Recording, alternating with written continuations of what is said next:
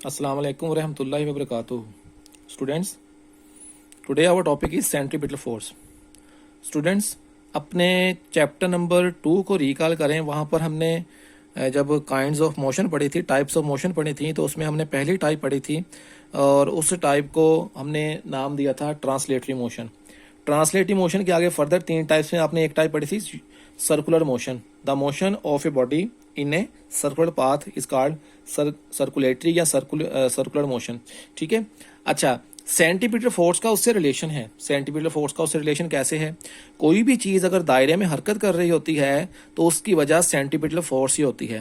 क्योंकि centimetre force कौन सी force होती है, ये लिखा हुआ है आपके सामने बेटा, आप उसको देख सकते हैं। Centripetal force is a force that keeps the body to move in a circle. Centripetal force ऐसी फोर्स होती है जो किसी भी जिस्म को दायरे में घुमाती रहती है। ठीक है। बेसिकली ये लैटिन वर्ड से मिलकर बना हुआ है। देखिए आप, सैन ट्रिप ई टल, सैन ट्रिप ई टल इकट्ठा कर लें तो सेंट्रीपिटल बनता है।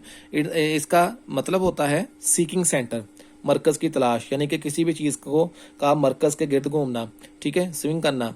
अच्छा, अब सेंट्रीपिटल फोर्स जो है बेसिकली ये किसी भी चीज को दायरे में घुमाने के लिए इस्तेमाल होती है।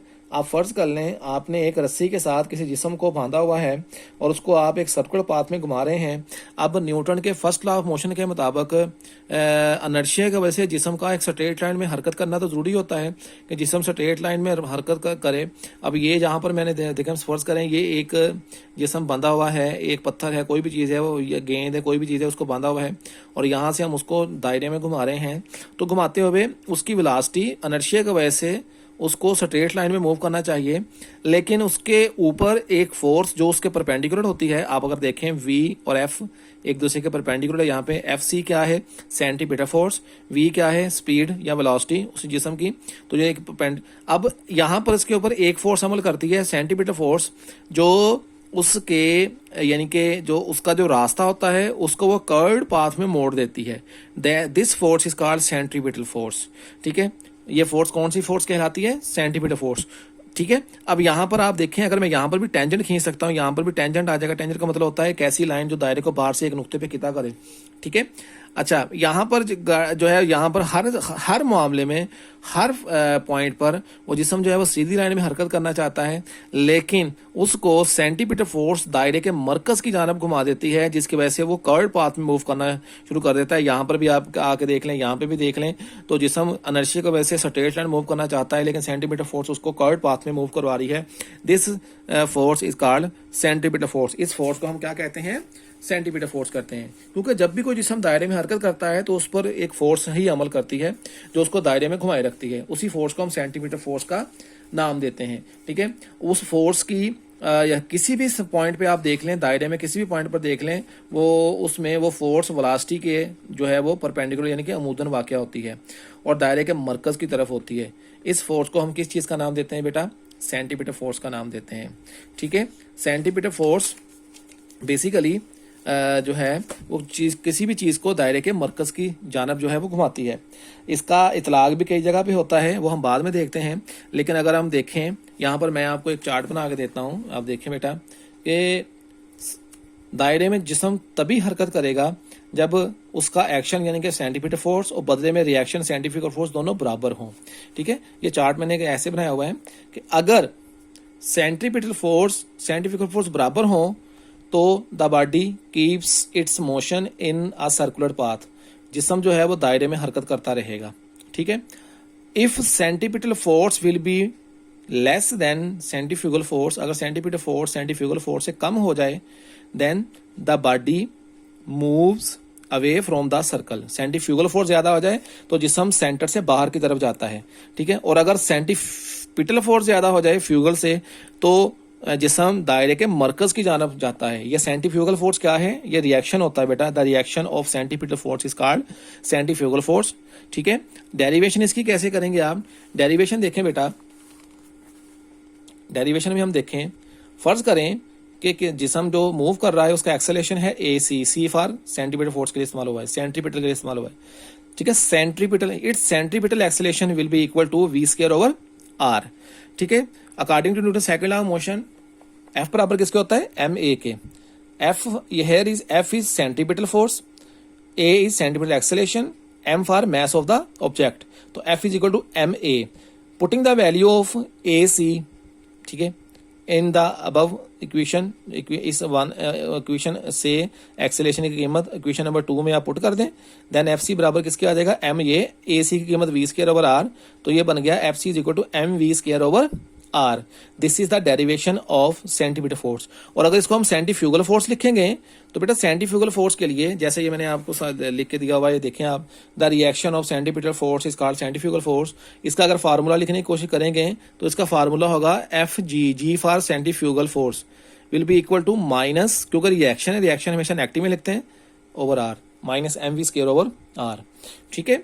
अच्छा, जैसे बेटा जब आप किसी भी चीज़ को, किसी भी मिसाल के तौर पर एक रस्सी के साथ आपने बांधा हुआ है, एक पत्थर को बांधा हुआ है और उस पत्थर को बांध कर आप तेज़ी के साथ घुमा रहे हैं, अगर उसकी सेंटीमीटर फोर्स और सेंटीफ्यूगल फोर्स दोनों बराबर हैं, ठीक है, तो फिर वो दायरे में घूमता रहेगा.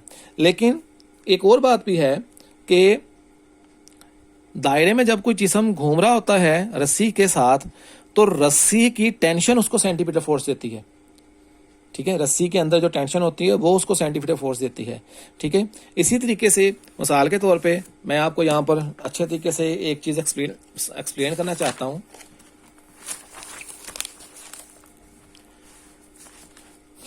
देखिए बेटा, जो ज़मीन है ना, ज़मीन, सपोज दैट ये ज़मीन है, फ़र्ज़ कर लें ये ज़मीन है, तो ज़मीन के इर्द गिर्द जो है वो मूव करता है, चांद मूव करता है. ठीक है. अब जो चांद का जो रास्ता है ज़मीन के गिर्द, वो बेसिकली एक तरफ से चांद ज़मीन के बिल्कुल करीब है, एक तरफ से चांद बिल्कुल दूर है. ठीक है. अच्छा, जहाँ से चांद बिल्कुल करीब है, जहाँ से चांद बिल्कुल दूर है, तो यानी कि इसका मतलब ये है कि ये बेज़वी सा इलाका है, बेज़वी सा मदार है जिसके जरिए चांद ज़मीन के गिर्द मूव कर रहा होता है. लेकिन वो कौन सी फोर्स होती है जो चांद को ज़मीन के गिर्द मूव करवाती रहती है?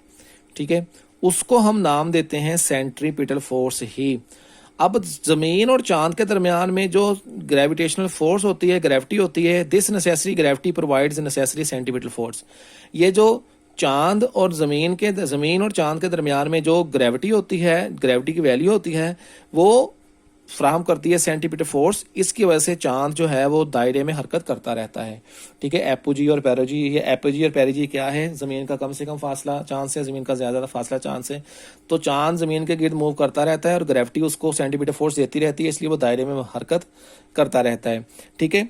सेंट्रीफ्यूगल फोर्स की बात करें तो मैंने आपको ऑलरेडी बता दिया है कि सेंट्रीफ्यूगल फोर्स सेंटीमीटर फोर्स का क्या होता है, रिएक्शन होता है. न्यूटन के तीसरे कानून के मुताबिक हर अमल का एक रद्द अमल होता है. Every action has a reaction, तो centimetre force also have reaction, that is called centrifugal force. ठीक है. और वो दायरे को देखे ना आप, सेंटीमीटर फोर्स दायरे को मरकज की तरफ खींचती है. उसी वक्त रद्द अमल के तौर पर, रिएक्शन के तौर पर दायरे के मरकज से बाहर की तरफ भी एक फोर्स रोनमा होती है जो कि मिकदार में उसी फोर्स के बराबर होती है लेकिन सिमत में उसके मुखालफ होती है. उसको हम सेंट्रीफ्यूगल फोर्स का नाम देते हैं. ठीक है. उसको हम किस चीज़ का नाम देते हैं? सेंट्रीफ्यूगल फोर्स का नाम देते हैं. अगर आपसे कोई पूछ ले कि what is the formula of centrifugal force, तो सेंट्रीपिटल फोर्स वाला ही फार्मूला सेंट्रीफ्यूगल फोर्स का फार्मूला होगा, लेकिन उसके साथ माइनस लगेगा, minus M we square over are. ठीक है. आई होप आपने सेंटीमीटर फोर्स का जो लेक्चर है उसको अच्छे तरीके से अंडरस्टैंड कर लिया होगा. अपना ख्याल रखिएगा. अल्लाह हाफिज़.